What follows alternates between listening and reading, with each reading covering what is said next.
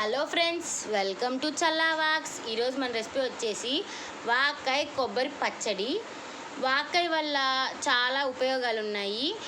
Vitamin C ఎక్కువ ఉంటుంది, ఇంకా కొబ్బరి చాలా ప్రోటీన్ కూడా. కేరళ వాళ్ళు బాగా తింటారు, బాగుంటుంది. దాని రెసిపీ చూసేద్దాము. ఫస్ట్ తాలింపు గింజలు ఒక 2 స్పూన్స్ తీసుకోండి.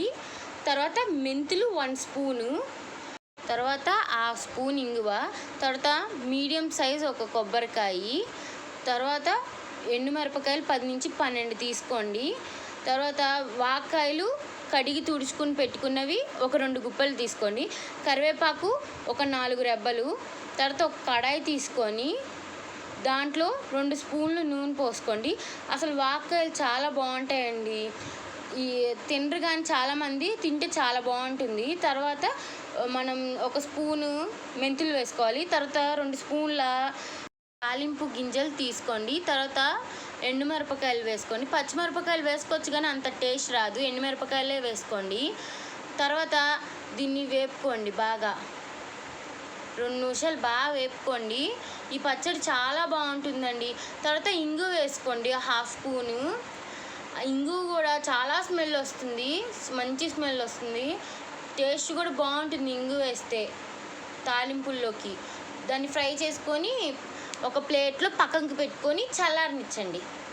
తర్వాత మనం అంత ముందు మూకుడు తీసుకున్నాం కదా, దాంట్లో వాక్కాయలు 2 గుప్పెళ్ళు వేసుకోండి. తర్వాత దాన్ని బాగా వేయించండి కరివేపాకులు వేసి. కొంచెం పసుపు వేసుకోండి, ఎక్కువ వేసుకున్నా కూడా పసుపు చాలా బాగోదు. తర్వాత మీకు తగినంత ఉప్పు వేసుకోండి. మేమైతే 1 స్పూన్ వేసుకుంటున్నాము. తర్వాత బాగా కలుపుకోండి, 2 నిమిషాలు బాగా వేయించుకోండి. దీనివల్ల చాలా ఉపయోగాలు ఉన్నాయి, చాలా టేస్ట్ కూడా బాగుంటుంది. కొంతమంది వాక్కాయతో పప్పు కూడా చేసుకుంటారు. పప్పు కన్నా పచ్చడి ఇంకా బాగుంటుంది, అది కూడా కొబ్బరి వేస్తున్నాం కాబట్టి. తర్వాత మిక్సీ జార్ తీసుకోండి. దాంట్లో తాలింపు వేసుకున్నాం కదా ఎండుమిరపకాయలతో, అవి వేసుకోండి. ఉప్పు చాలకపోతే మీరు వేసుకోండి, మాకు ఇక్కడ సరిపోయింది. 1 టీ స్పూన్ తీసుకున్నాము, మీకు సరిపడంత వేసుకోండి ఉప్పు. తర్వాత వాక్కాయలు ఉన్నాయి కదా, వాక్కాయలు కరివేపాకు మనం పెట్టుకున్నాము, అది వేసుకోండి. తర్వాత సన్నగా తురుక్కున్న కొబ్బరి వేసుకోండి, చాలా బాగుంటుంది.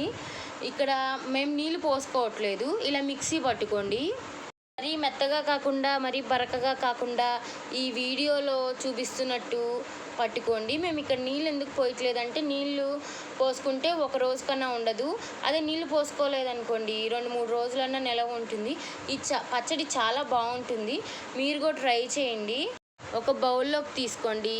వేడి అన్నంలో ఈ పచ్చడి కొంచెం వేసుకొని నెయ్యి వేసుకొని తింటే చాలా బాగుంటుంది. Please subscribe to our channel Challa woks. Thanks for watching.